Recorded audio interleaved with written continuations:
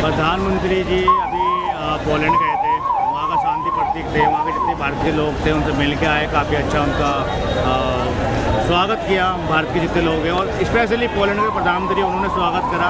तो इससे ये पता चलता है कि हमारे देश की जो प्रधानमंत्री श्री नरेंद्र दामोदर मोदी कितने ताकतवर प्रधानमंत्री है पूरे वर्ल्ड के, इससे पता चलता है। लेकिन लोग कह रहे हैं कि अब तो युद्ध रुक जाएगा, मोदी जी पहुँच चुके वहाँ पर। मोदी जी के जाने से युद्ध नहीं रुकेगा। युद्ध रोकने के लिए सभी देश को एक आगे आना पड़ता है, शांति प्रतीक लाना पड़ेगा। श्री मोदी के कहने से जो देश मतलब शांति तो, हाँ, उन्होंने इशारा इस बातों में इशारा करा कि ये चीज़ नहीं होना चाहिए, आम जनता वहाँ की मारे जा रहे हैं, तो ये इंसानियत के खिलाफ है, तो उन्होंने बोला है। अब ये सारी चीज़ें हैं। आपको क्या लगता है अगर मोदी जी बांग्लादेश जाते तो युद्ध रुक जाता वहाँ का? बांग्लादेश वो भारत से निकल के गया है, तो मेरे ख्याल से वहाँ पे जाए ना जाए वो उनकी इच्छा की बात है, बट जाने चाहिए, बांग्लादेश में भी जाना चाहिए और उनसे मिलना चाहिए। क्या हिंदू पर जो अत्याचार हो रहा है इस टाइम वो नहीं होना चाहिए, क्योंकि हिंदू को शांति चाहिए। एक बयान आता है कि हिंदू खतरे में है, कैसे खतरे में है?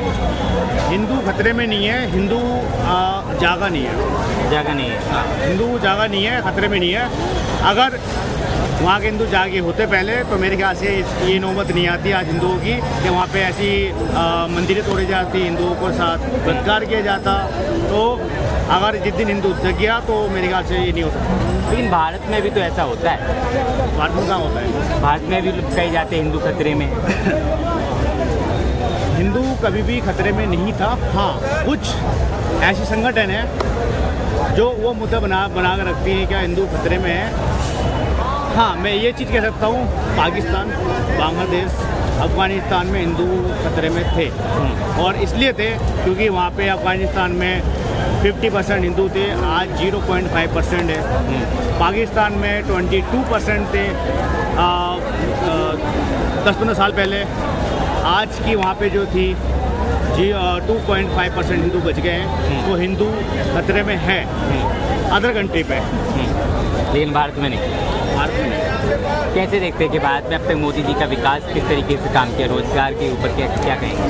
रोजगार मिल रहा है, किसी के कहने से या विपक्ष के कहने से क्या रोजगार युवाओं को नहीं मिल रहा है। अभी हाल में भी जो पेपर लीक हुआ है, पेपर लीक में बहुत योगी सरकार जी को बहुत कोस रहे थे, आम जनता या विपक्ष वाले बहुत रोला मचा रखे थे।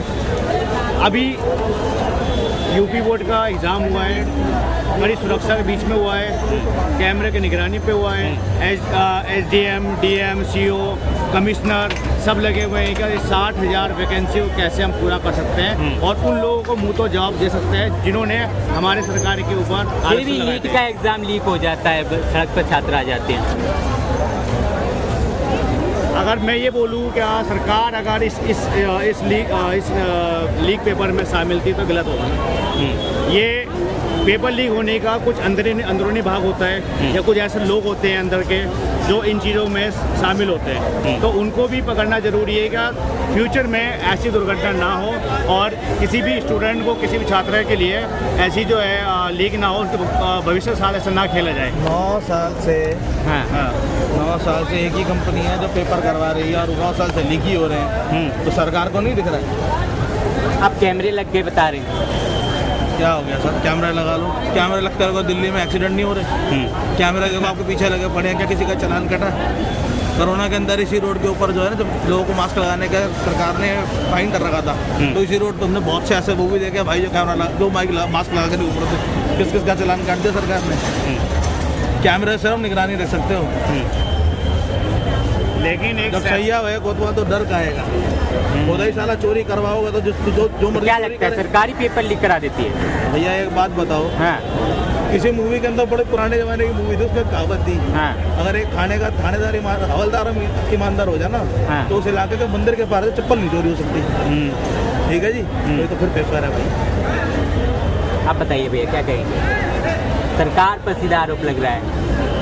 भाई हम सरकार को आधार पे लग रहा है। हाँ, कैसे लग रहा है आधार पे? आधार ये है भाई साहब, 9 साल से जिस कंपनी को आपने ठेका दे रखा है वो पेपर लीक कराती जा रही है, आपने उसको ठेका कैंसिल क्यों नहीं किया? कैंसिल क्यों? आपने किसी और को क्यों नहीं दिया? और पिछले वो 9 साल से नहीं है। संजय शेखपुरिया का उस कंपनी के अंदर में 42% का शेयर क्यों है? संजय शेखपुरिया अंदर करा हुआ है ना आपने, फ्रॉड के अंदर। इंक्वायरी चल रही है देश के ना? अंदर, अरे रुक जाओ ना भाई साहब, हाँ। कौन है संजय शेखपुरिया सर? आप जानते हैं? नहीं, मैं नहीं जानता। फिर ये 9 मत बोलो साल से इंक्वायरी चल रही इंक्वायरी चलती है, रही। फिर इंक्वायरी क्या चल रही है? हाँ। इनको यही नहीं पता संजय शेखपुरिया कौन है, किसने अंदर करवाया? आप ही की मोदी सरकार ने अंदर कराया भाई साहब। क्या यार, 9 साल आपको से ही नहीं इंक्वायरी पता? चलती रही। मैंने उसमें पढ़ा नहीं है, तो इसलिए मैंने आपने पढ़ा है, इसलिए ये आपने फिर ये कैसे कह दिया इंक्वायरी चल रही है? इंक्वायरी जो नीट के पेपर में जो शामिल थे वो इनके ऊपर इंक्वायरी चल रहा है। ऐसी बात नहीं जिस चल रहा है आदमी inquiry। के ऊपर इससे आप- पहले एक ये जो मिनट- भाई साहब कह रहे हैं 9 साल से जो है नीट की जो तैयारी कर रहे हैं जो कंपनी 9 साल थोड़ी ना है, 20 साल से है वो। आप 2 साल से कैसे कह सकते हो? ठेका उस कंपनी को 9 साल से मिला पड़ा। मैं ये बात कर रहा हूँ, मैंने बोला है कंपनी 9 साल पुरानी है भाई साहब, मैंने तो नहीं बोला। मैंने तो यही बोला उसको ठेका 9 साल से 9 मिला साल से पड़ा, मिला 9 साल से लीक हो ही रहा है। जब एग्जाम होता है तब लीक होता है, ठीक है जी। क्या हमारे देश के अंदर कोई गवर्निंग बॉडी नहीं है? क्या ये चीज़ स्टेट अपने लेवल पे नहीं करा सकती है? सेंटर नहीं करा सकती, मानते हैं, स्टेट तो करा सकती है। स्टेट के अंदर एजेंसियां खत्म हो गई हैं जो पेपर कंडक्ट करा के देंगी आपको। करवा रही है ना अभी यूपी अब करवा रही है ना भैया। पुलिस में भी तो कितने देख रहे हो, सेफ्टी लगा रखा है, कितनी तैयारी चल रही है। अभी एग्जाम हुए ना, अभी 60,000 वैकेंसी के लिए 15 लाख स्टूडेंट ने एप्लीकेशन अप्लाई करा है उसमें। और अभी पूरे एप्लीकेशन सुबह से लेकर शाम तक 2 शिफ्ट में उसको शिफ्ट करा गया था एग्जाम पे। तो अभी हुआ है ना। अगर यही चीज़ अगर पहले हो जाता, मैं मानता थोड़ा बहुत जो कमी जो सरकार में थी, ये नहीं कि आप शामिल सरकार को डाल दोगे आप। सरकार की ही गलती है ना भाई साहब। मैं ठेका सरकार दे रही है, ठेका प्राइवेट आदमी तो दे नहीं रहा। ठेका स्कूल जो जिन बच्चों का एग्जाम है वो तो ठेका दे नहीं रहे, ठेका सरकार दे रही है। सरकार को दिख रहा है 9 साल से चोरी हो रही है, तो सरकार उसको क्यों नहीं रोक रही? पेपर 500 रुपये का फीस होती है, 500 रुपये हर बार आपने फीस ले ली, इधर पेपर लीक कर दिया, उसके ही पैसे ले लिए और उसके बाद बोल रहे एग्जाम लीक हो गया जी। बच्चों के पैसे तो मिलने नहीं, वो भी परेशानी घोटाला है, जनता को होती है। वो भी घोटाला है। मैं मानता हूँ खाली पेपर लीक ही नहीं, ये जनता के साथ लूट है। सरकार से ये हुई है क्या, उन्होंने पहले इंक्वायरी नहीं करा जब एग्जाम से पहले। उनको करना चाहिए था, मैं मानता हूँ गलती है सरकार की। लेकिन आप ये कहते हो सरकार पूरा इंक्लूडिंग है भाई, सरकार की गलती है भाई साहब, सरकार गलती की मैं मान रहा हूँ गलती है। एक बार हो, 2 बार हो, मेरी बात बात थोड़ी हो जाएगा। हाँ, इसमें जो फ्यूचर के साथ जो खराब होता है ना, वो स्टूडेंट का होता है, ठीक है ना। इसमें सुधारने की जरूरत है और सुधार भी हो रहा है। ये नहीं का नहीं हो रहा है, सुधार हो रहा है। जब स्टूडेंट पे आ जाती है ना, तो वो मीडिया के ऊपर आ जाती है। गलती से भाई साहब बुरा मत मानना, लेकिन अगर 400 पार हो जाते हैं ना तो ये सुधार भी नहीं होता। हाँ, जैसे जब 300 कुछ पार 320 पे सरकार थी, कैसे उन्हीं बच्चों को मार के भगाया था आपने, डंडे मार के। अब सुधार कर रहे हो ना। अगर गलती से 400 पार हो तो आप तो गले घोट देते बच्चों को, मरो सालो, किसी को नौकरी नहीं देनी।